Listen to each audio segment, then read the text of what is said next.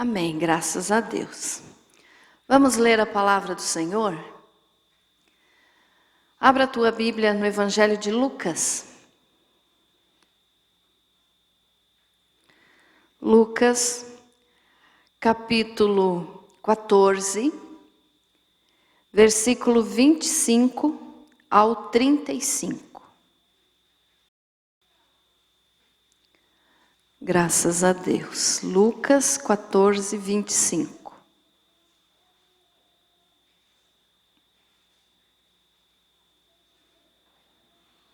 Amém? Todos encontraram?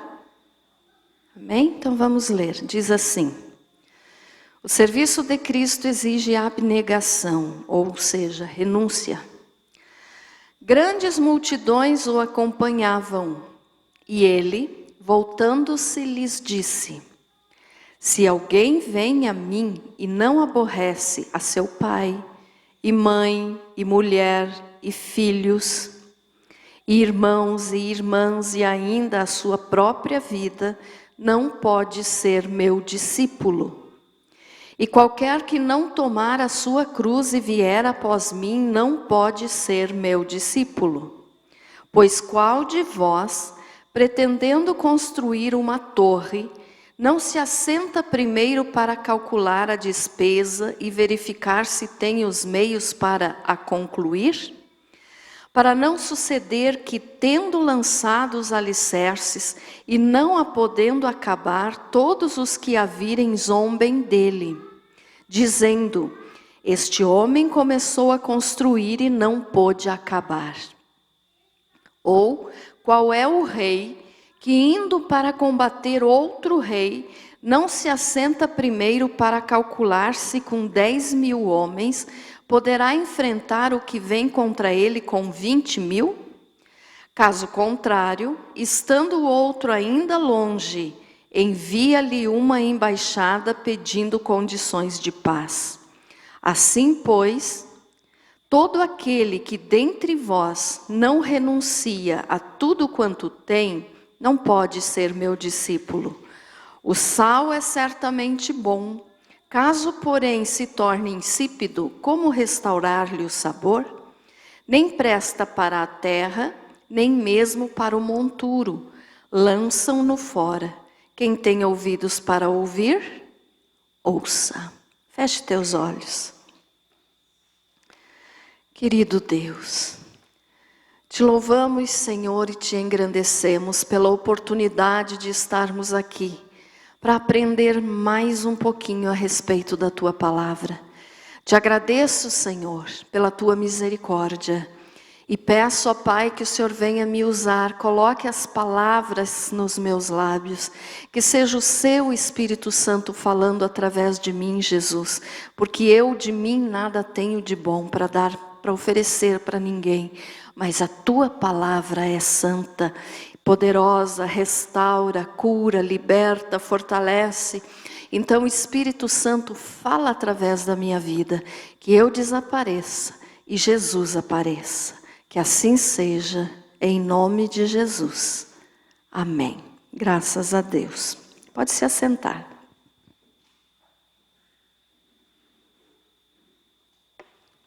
Glória a Deus. Muito bem, irmãos. Hoje, então, vamos falar um pouquinho sobre esses versículos aqui que nós lemos, né? Que se refere ao serviço de Cristo, ou seja, como servirmos a Jesus, como devemos servir a Jesus. Então, nós podemos entender que o serviço a Cristo, ou seja, o nosso serviço a Cristo, a nossa vida de servidão a Cristo, porque nós somos servos, Ele é o Senhor. Então, a nossa servidão a Jesus exige renúncia. Nós temos que renunciar muitas coisas na nossa vida para que nós possamos servir a Jesus. Amém?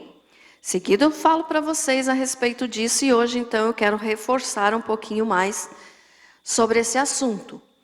Então veja só, nós lemos ali que grandes multidões acompanhavam Jesus. E ele lhes disse o seguinte: se alguém vem a mim e não aborrecer a seu pai e mãe e mulher e filhos e irmãos e irmãs, e ainda a sua própria vida, não pode ser meu discípulo. Então, primeiro vamos entender o que significa ser discípulo, né? O que é ser discípulo? Nós vemos muitas pessoas hoje falando erroneamente por aí a respeito de discipulado, a respeito de ser discipulador, a respeito de ter discípulos. Nós não temos que ter discípulos. Nós temos que fazer discípulos para Jesus. Amém? Então, se eu chegasse aqui e falasse, vocês são os meus discípulos, eu estaria errada. Quem sabe no entendimento do meu coração, eu quisesse dizer que vocês estão aprendendo comigo, porque ser discípulo é ser um aluno, é ser um aprendiz.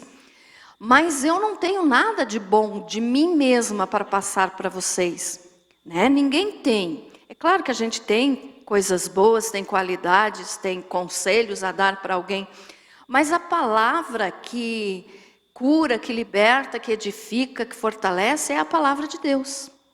Então nós temos que fazer discípulos para Deus, para Jesus e não para nós. Amém? Então se eu chegasse aqui e dissesse, vocês todos são meus discípulos, eu estaria totalmente errada?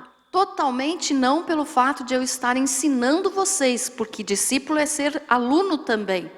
Mas eu não posso fazer discípulos para mim. Eu tenho que fazer discípulos para Jesus, porque só Ele tem as palavras da vida eterna. Amém? Então, olha só.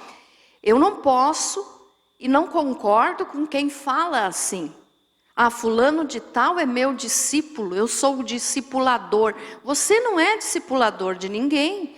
Porque ser discipulador tem que ter bom exemplo, tem que ter um caráter realmente perfeito.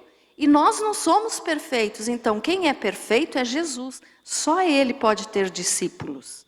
Ficou entendido isso, irmãos? Amém? Então essa história de discipulador, como a gente ouve por aí, eu não estou condenando as pessoas que falam, porque muitas falam sem esse entendimento.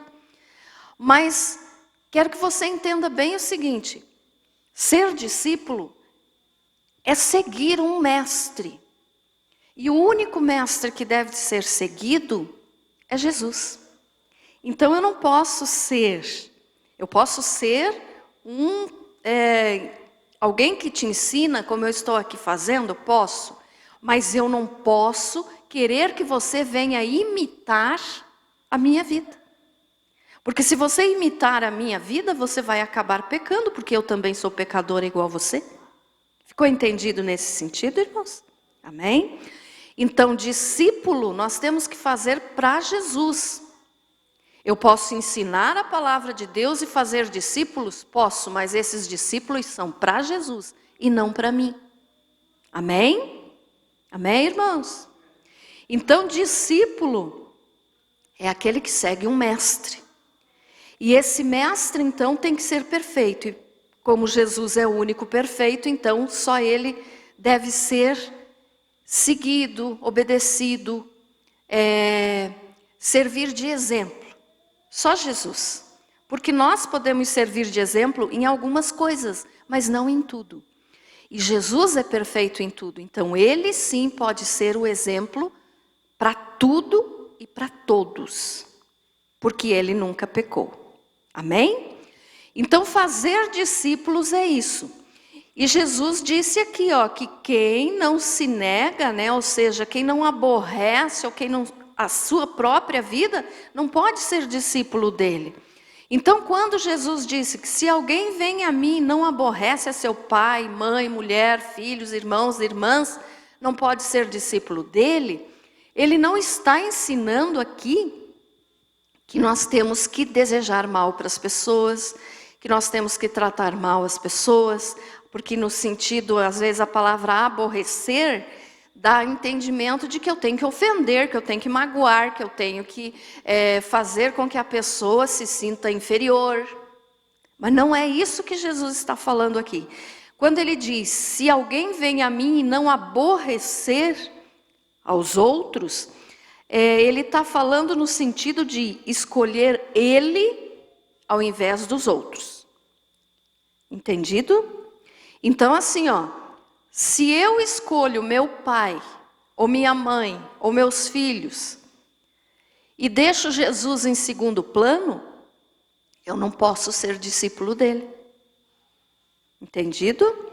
Então, eu devo amar, devo respeitar a todas as pessoas, pai, mãe, todos, não foi isso que Jesus falou aqui. Mas no sentido aborrecer de escolher. Se eu escolho obedecer meu pai e desobedecer a Jesus, então eu não estou pronto para ser discípulo dele. Por quê? Jesus não ensinou a desobediência aos pais, bem pelo contrário, lá nos 10 mandamentos, a palavra do Senhor nos diz honrar pai e mãe, né? Então ele não ensinou para nós sermos desobedientes, mas ele está ensinando aqui as prioridades, quem que deve estar em primeiro lugar na nossa vida. Então, se eu escolho agradar, fazer a vontade só das pessoas, né, família, amigos, e não fazer a vontade de Jesus, então eu não posso ser discípulo dele. Porque entre agradar as pessoas e agradar a Jesus, eu tenho que agradar a Jesus, mesmo que os outros não entendam bem, mesmo que os outros se achem ofendidos, mas é melhor agradar a Deus do que aos homens. A palavra do Senhor nos diz isso. Amém? Então esse sentido aqui, de que se não aborrecer, é no sentido de escolher quem que eu vou agradar, quem que eu vou estar obedecendo, quem que eu vou estar servindo. Então eu tenho que escolher a Jesus, porque senão eu não posso ser discípulo dele. Ou seja, eu não vou estar sendo apto para ser chamado de cristão, para ser chamado de um discípulo de Cristo. Por quê? Porque eu estou preferindo agradar pessoas. Não significa, vou repetir, que você tem que ofender as pessoas, não é isso. Mas as prioridades da tua vida tem que ser primeiro Jesus, depois a família, depois os amigos, depois as pessoas, os conhecidos. Então, primeiro Jesus. Certo, irmãos? Amém? E aí Jesus diz ainda ali, no versículo 27, e qualquer que não tomar a sua cruz e vier após mim, não pode ser meu discípulo. Então, outra condição para ser discípulo de Jesus, tomar a sua cruz. Eu já preguei aqui, outra vez, já expliquei bem o que significa tomar a sua cruz. Que nós temos que cumprir aquilo que vem para nós, né, no sentido de fazer a vontade de Deus, de renunciar o nosso eu, assumindo a nossa cruz. Quer dizer, eu assumo a minha cruz porque eu não quero desagradar a Deus, então eu vou me negar para agradar ao Senhor. Isso é assumir a sua cruz. E não ficar reclamando, né? Que tem gente que vive reclamando da cruz, que eu tenho que carregar essa cruz. Não é assim que funciona. Mas essa mensagem eu já preguei, né? Eu não vou estar repetindo aqui agora. Mas então é uma outra condição para nós podermos ser discípulos de Jesus. Assumir a nossa cruz. Ou seja, não vou ficar reclamando de tudo que acontece. Não vou reclamar, eu vou viver para Deus. Amém? E daí ainda diz aqui, agora aqui que está o sentido da nossa mensagem de hoje, que eu quero que você preste bem atenção. Pois qual de vós, pretendendo construir uma torre, não se assenta primeiro para calcular a despesa e verificar se tem os meios para concluir? Para não suceder que, tendo lançado os alicerces e não a podendo acabar, todos os que a virem zombem dele, dizendo: este homem começou a construir e não pôde acabar. Veja só, o que Jesus está nos ensinando aqui. Ele deu o exemplo, e alguns historiadores acham que Jesus estava se referindo a uma torre que estava sendo construída nessa época dele aqui, por Pilatos. A Bíblia não nos dá essa informação vem de estudiosos da palavra, né? Mas pode ser, porque Jesus sempre usava exemplos da época e da cultura da época. Então ele pode muito bem ter olhado para uma torre que estava sendo construída e deu esse exemplo aqui. Qual de vós que para construir uma torre, primeiro não faz as contas, os cálculos, para ver se vai poder terminar a torre? Então o que o Senhor estava nos ensinando aqui, Ele não estava nos dizendo apenas a respeito da questão financeira, mas Ele estava nos dando a entender a respeito de ser seu discípulo. Veja só, se você for construir uma casa, né, você tem que primeiro fazer o orçamento de tudo que você vai gastar, e se você vai ter condições, então, de fazer essa casa, né? Você vai ter que fazer a fundação, as paredes, tudo que você sabe que vai numa construção. Então, Jesus estava usando esse exemplo para dizer, eu não posso dizer vou construir uma casa se eu não tenho recursos para terminar essa casa, para construir essa casa. Por quê? Porque senão a construção vai ficar pela metade e os outros vão falar de mim dizendo, ih, começou e agora não tem dinheiro para terminar. Então Jesus usou esse exemplo aqui para nos dizer que nós temos que fazer cálculos. Ou seja, nós temos que parar e ver se aquilo que nós estamos pretendendo fazer vai dar certo. Então, quando Jesus falou aqui, não se assenta primeiro para calcular a despesa e verificar se tem os meios para concluir. Aqui não se trata apenas de uma construção de uma casa, mas de vários assuntos na vida. Por exemplo, a pessoa está querendo casar. Ela tem que sentar e calcular se aquele casamento para ela vai ser bom.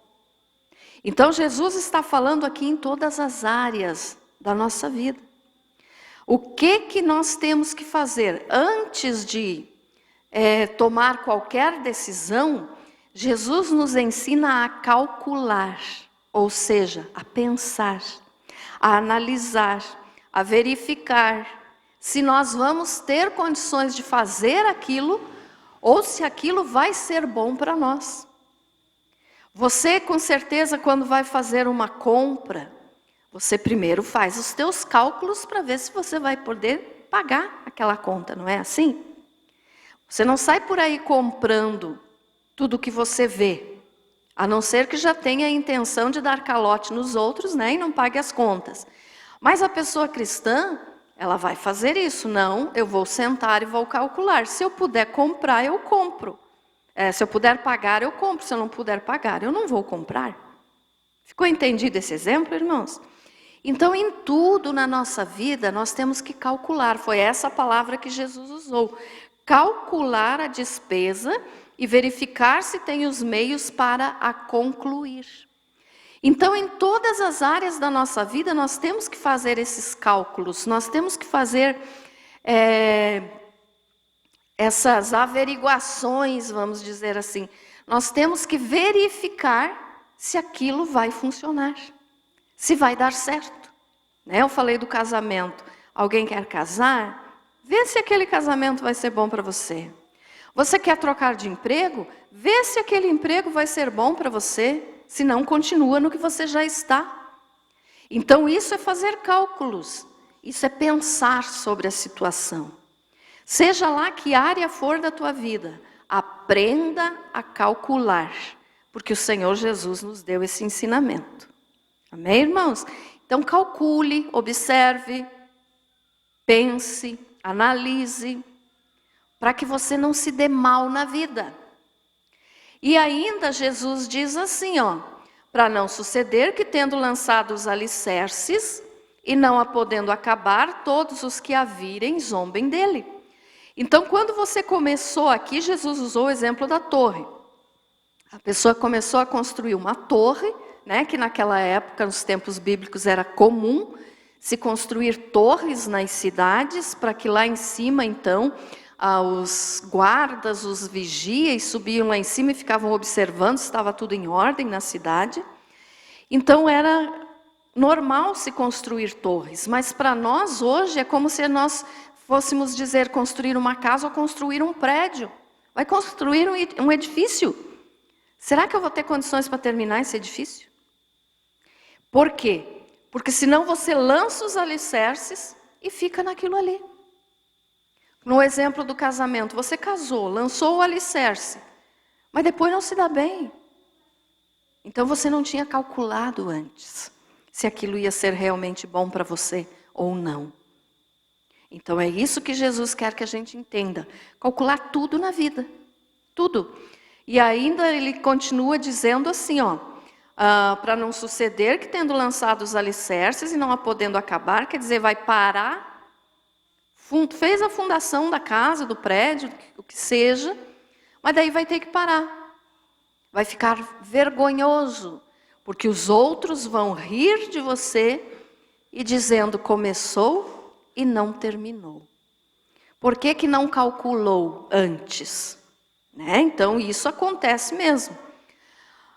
E aí Jesus ainda fala também o seguinte: ou qual é o rei que indo para combater outro rei, não se assenta primeiro para, de novo a palavrinha, para calcular se com 10.000 homens poderá enfrentar o que vem contra ele com 20.000? Então aqui Jesus usou o mesmo exemplo da torre para dar um exemplo a respeito de um rei. O que esse rei estava fazendo? Ele estava em guerra contra um outro rei, um rei inimigo. Mas ele observou que ele tinha 10.000 homens para fazer essa guerra, para fazer essa batalha. E o outro rei, o inimigo dele, tinha 20.000. Então ele precisava calcular muito bem se ia valer a pena ele entrar em guerra contra esse rei. Porque ele tinha só 10.000 soldados, vamos dizer assim. E o outro tinha 20.000. Se ele entrasse nessa guerra, provavelmente ele iria perder a guerra. Porque a quantidade de soldados do rei inimigo era o dobro. Então, na razão, o mais correto é se pensar que o rei que tinha 20.000 iria ganhar a guerra. Então, esse rei, se ele fosse contra os 20.000 só com 10.000, ele iria perder os seus 10.000 soldados, porque eles iriam morrer. E além de ele perder os soldados, ele iria perder a guerra. Então, por isso Jesus mandou calcular. Então, aqui nós podemos observar também que existem situações na nossa vida que nós temos que fazer esse cálculo. Será que vale a pena eu fazer tal coisa? Será que vale a pena eu fazer tal negócio? Será que vale a pena eu me arriscar? Porque se esse rei aqui se arriscasse e dissesse eu vou conseguir, talvez ele até conseguisse se os seus 10.000 fossem muito valentes. Mas tudo indica que ele perderia. Então tem certas coisas nas nossas vidas, irmãos, que está na cara que a gente vai se dar mal. Que está na cara que nós não devemos fazer. Porque aquilo não vai funcionar, não vai dar certo. E mesmo assim, muitas vezes a gente vai e depois, o que acontece? Quebra a cara. Por quê? Porque não calculou direito. Ficou entendido isso? Amém? Então veja só, calcule, é o que Jesus está dizendo. Calcule. E aí ainda falando do rei, ele diz, caso contrário, ou seja, se o rei perceber que não vale a pena para ele ir com 10.000 contra 20.000, ele vai mandar para esse rei, envia-lhe uma embaixada pedindo condições de paz. Então ele teve o entendimento de que não valia a pena entrar naquela guerra. Ele mandou alguns homens, alguns soldados, pedir para o outro rei condição de paz. Ou seja, o que eu posso fazer para você não vir contra mim contra a minha cidade, contra os meus soldados. Vamos entrar num acordo? Então é isso que Jesus está falando aqui. E algumas vezes, irmãos, nós temos que desistir de certas coisas para a gente não se dar mal lá na frente. Então, olha só, alguns dizem, não, mas eu não sou covarde, quem desiste é covarde. Não. Quem muitas vezes desiste de alguma coisa é porque calculou. E Jesus mandou, calcule, vê se vale a pena. Não significa covardia, significa inteligência, para depois não se incomodar. Então Jesus mandou calcular. Mas agora eu quero que você observe comigo um outro lado dessa história de calcular. Veja só. No versículo 33, então, Jesus diz assim, assim, pois, todo aquele que dentre vós não renuncia a tudo quanto tem, não pode ser meu discípulo. Então aqui, ele contou a história do homem que ia construir a torre, contou a história do rei que ia para a guerra, e voltou a falar de discípulos. Então ele já tinha falado no início, a respeito de ser discípulo dele, e aqui agora no final ele falou de novo. Então, quem não renuncia a tudo quanto tem, não pode ser meu discípulo. O que Jesus estava nos ensinando com isso aqui? Que antes de nós aceitarmos Ele como Salvador e Senhor, nós temos que calcular se vai valer a pena. Como assim, pastora? Sempre vale a pena aceitar Jesus? Claro que sim, não estou dizendo o contrário. Mas tem muitas pessoas hoje que não estão calculando se realmente querem aceitar Jesus. Quando vem assim que o povo de Deus é abençoado, ficam contagiados, vamos dizer, pelas bênçãos que Deus oferece, e não pensam, não calculam se a decisão de se converter a Jesus é o que eles realmente querem. Por exemplo, as pessoas que vêm para dentro de uma igreja, as pessoas que dizem se tornar cristãos somente para ser curado ou para ser próspero, não estão fazendo o cálculo que Jesus mandou fazer. Porque em tudo Jesus manda a gente calcular se vale a pena. E a pessoa que vem para Jesus sem pensar, sem calcular se ele ou ela realmente querem mudar de vida, estão entrando numa batalha sem fazer o cálculo. Sem ver se vale a pena, sem ver se é aquilo mesmo que eles querem. Porque senão, quando chegar na primeira luta, na primeira dificuldade, na primeira tribulação, vai voltar para trás. Por quê? Porque não calculou. Porque quem vem para Jesus tem que estar sabendo de uma coisa: a minha vida vai ser vitoriosa? Vai, mas no sentido espiritual. Porque a nossa vitória está na glória. Amém? Não significa que a gente não tenha vitória aqui. Jesus é bom, Jesus nos dá vitória nessa vida. Mas Jesus não nos chama prometendo um mar de rosas. Então, se a pessoa vem para Jesus imaginando que tudo a partir dali vai ser perfeito, lindo, maravilhoso e que não vai mais existir problema, ela não está calculando se ela realmente quer isso. Porque quem vem para Jesus tem que vir sabendo que vai ter problema, que vai ter tribulação, que vai ter dificuldade. Então, quem vem para Jesus tem que calcular muito bem. Será que é isso que eu quero? Eu quero sofrer por Jesus? Eu quero dar a minha vida para Deus, para eu obedecê-lo em tudo? Porque tem gente que vem só por algumas coisas, não para obedecer em tudo. E para ser discípulo, tem que obedecer em tudo. Porque nós não podemos aceitar Jesus apenas como Salvador, mas também como Senhor. Então, aquele que não calcula, muitas vezes aceita Jesus só como Salvador. Todo mundo quer ser salvo. Eu quero Jesus como Salvador. Mas aquele que faz o cálculo vai entender que ele não pode aceitar Jesus só como Salvador, ele tem que aceitar Jesus como Senhor. E aceitar Jesus como Senhor é permitir que o seu Senhor, que no caso é Jesus, mande por completo na sua vida. Aqueles que não fazem o cálculo, muitas vezes voltam para trás, deixam de frequentar a igreja, deixam de obedecer a Deus, porque daí dizem assim, não, eu achei que tudo ia ser muito lindo, maravilhoso, como a gente vê sempre por aí palavras, né, na televisão, em programas evangélicos, pare de sofrer, Deus tem vitória para você.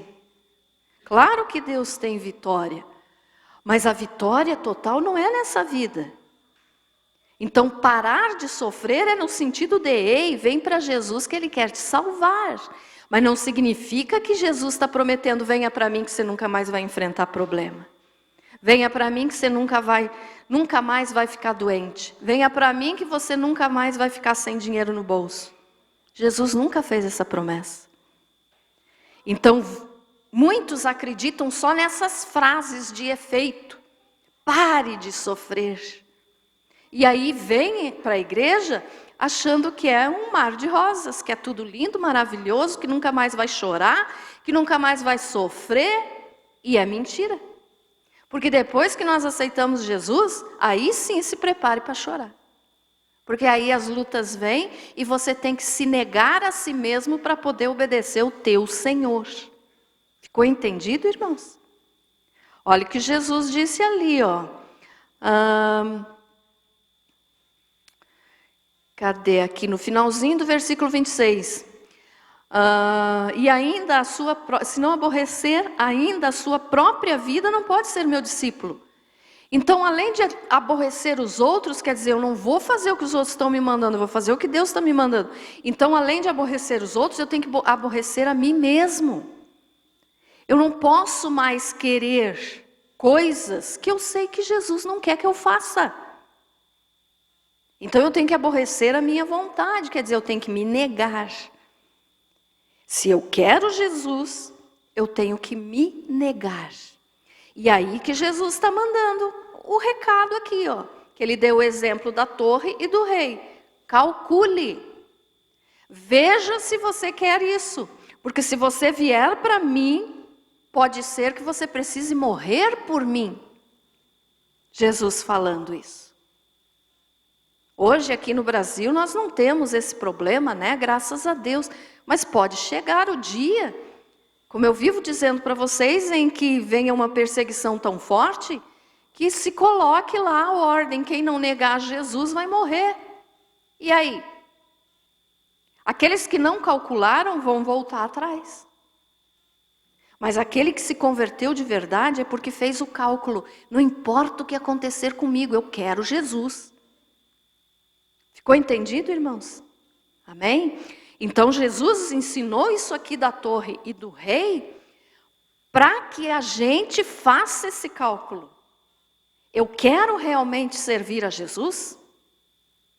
Porque se eu não quiser morrer por Jesus, se eu não quiser me negar, é melhor eu não aceitar Jesus, porque senão vai chegar o dia em que eu vou prestar contas por ter voltado para trás. Terça-feira passada eu falei aqui sobre quem coloca a mão no arado, né? Que Jesus disse que aquele que coloca a mão no arado e volta para trás, não é apto para o reino dos céus, para o reino de Deus. Então é isso aqui que ele está falando agora de novo. Aquele que vai construir alguma coisa, calcule se vai ter condições de terminar. O rei, com menos soldados, tinha de calcular se ele ia querer enfrentar o outro rei que tinha mais soldados ou não. Porque se ele fosse, ele poderia perder. E a pessoa que vem para dentro de uma igreja tem que ter esse entendimento, precisa fazer esse cálculo. Será que eu quero realmente, se for preciso, morrer por Jesus? Será que eu quero realmente me negar a mim mesmo? Deixar as coisas do mundo, coisas que muitas vezes dão prazer, são boas, que você acha bonito, que você gosta, mas que desagrada a Deus. Então você tem que saber que aquilo ali, a partir do momento que você aceita Jesus, já era. Tchau, foi, acabou. Se o meu Senhor não quer, eu também não posso querer. Então é nesse sentido que é de ser discípulo. Ser discípulo é obedecer o Mestre. Então é aceitar Jesus como Senhor e não somente como Salvador. Quem não faz o cálculo são aqueles que voltam para trás. Então Jesus disse, calcule, calcule. Você fez esse cálculo, irmão, se vale a pena você vir servir a Jesus? Eu espero que todos tenham feito isso. Porque aí você vai servir a Jesus sabendo as responsabilidades que você tem que ter. Que conversão é arrependimento e sofrimento. Ah, pastora, mas Jesus venceu na cruz para me dar vitória, claro. Mas ele não prometeu vitórias nessa vida aqui. Ele disse que nós seríamos atribulados nessa vida. Então nós temos que aceitar que cristão sofre. Porque tem gente que acha que cristão não pode ter uma dor de dente. Que cristão não pode ter uma dor de cabeça. E daí eu sempre falo, né, que vem, abra a tua Bíblia aí para você entender. Abra em 2 Coríntios, capítulo 11.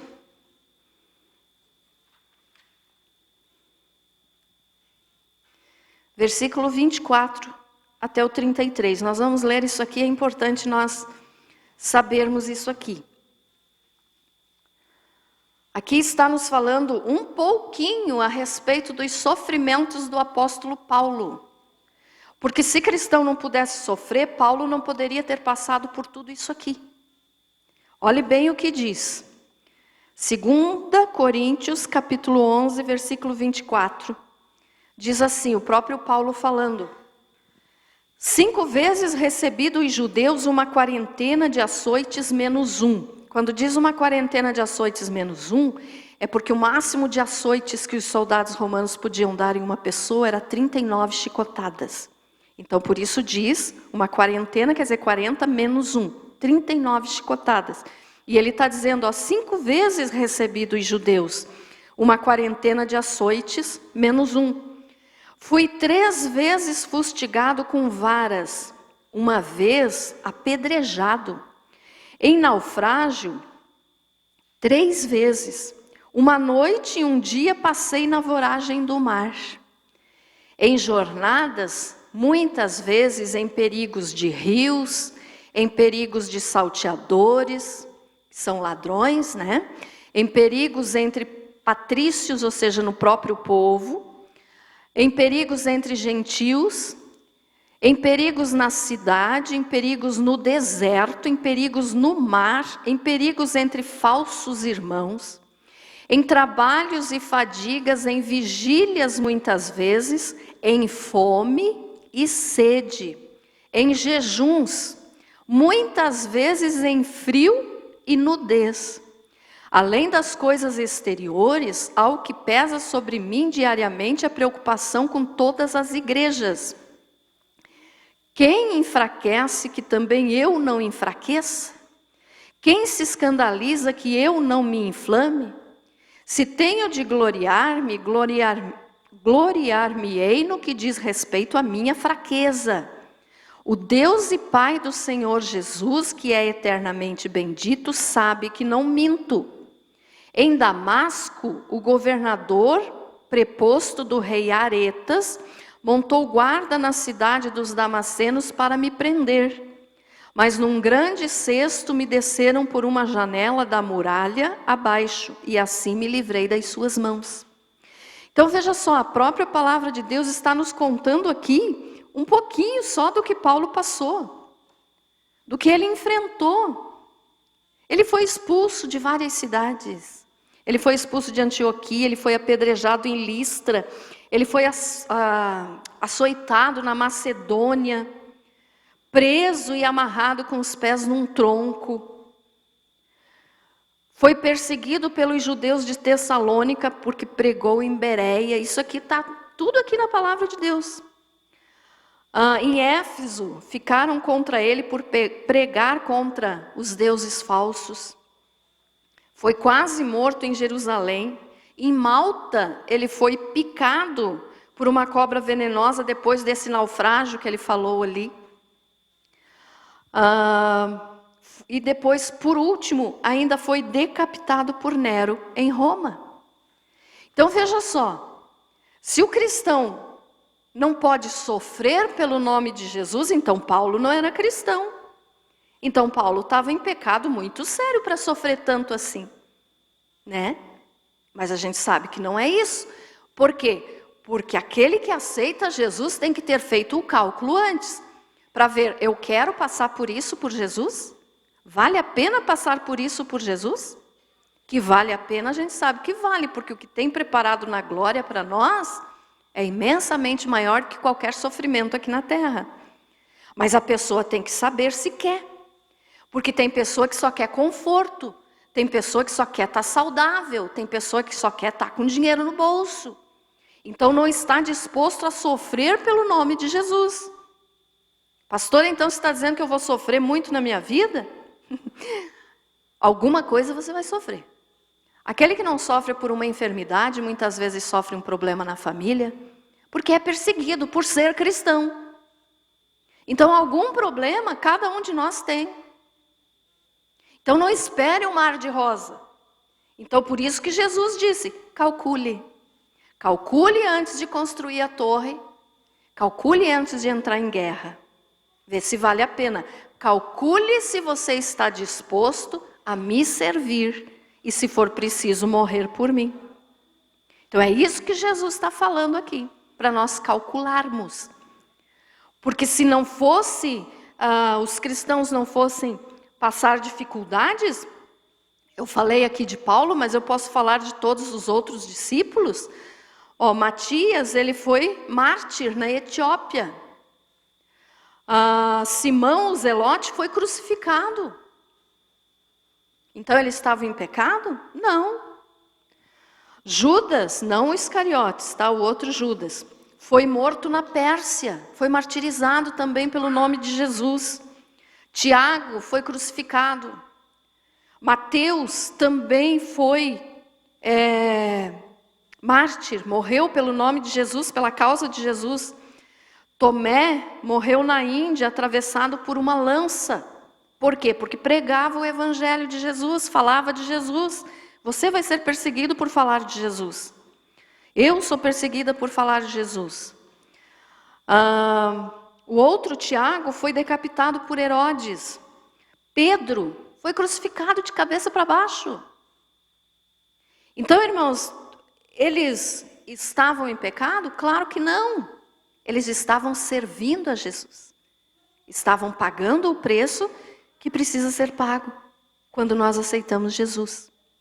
O único discípulo que não morreu por martírio foi João, que morreu de velho. Mas antes de ser morto, antes de morrer, ele não foi morto, ele morreu naturalmente, de velhice. Antes de ele morrer, ele foi jogado dentro de um caldeirão de óleo fervendo. E quando tiraram ele de lá, viram que o óleo não tinha feito absolutamente nada contra ele. Então isso não é perseguição?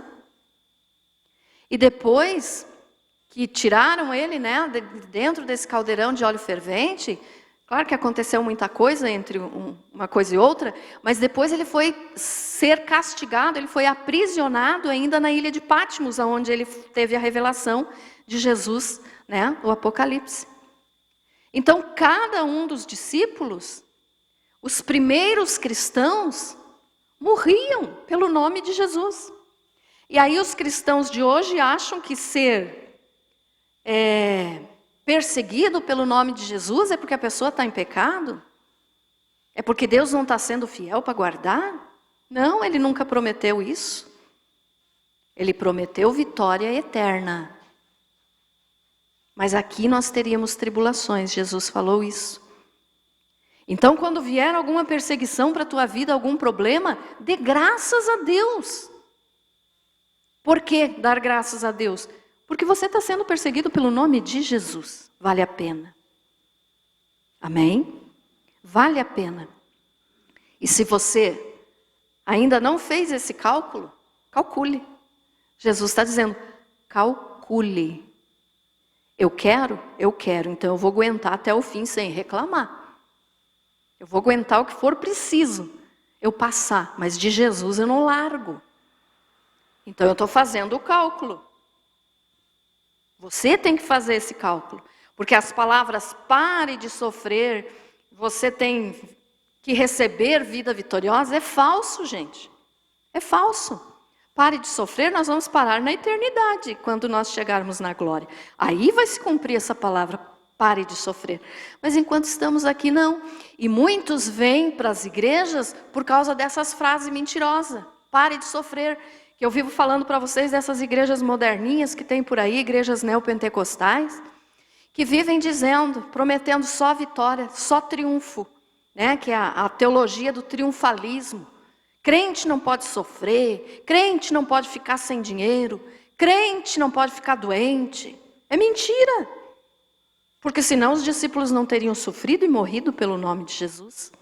Paulo tinha uma doença, Paulo tinha um espinho na carne. Além de todos esses sofrimentos que nós vimos aqui que ele passou pelo nome de Jesus, ele ainda tinha mais o espinho na carne. Então, nós não podemos sofrer?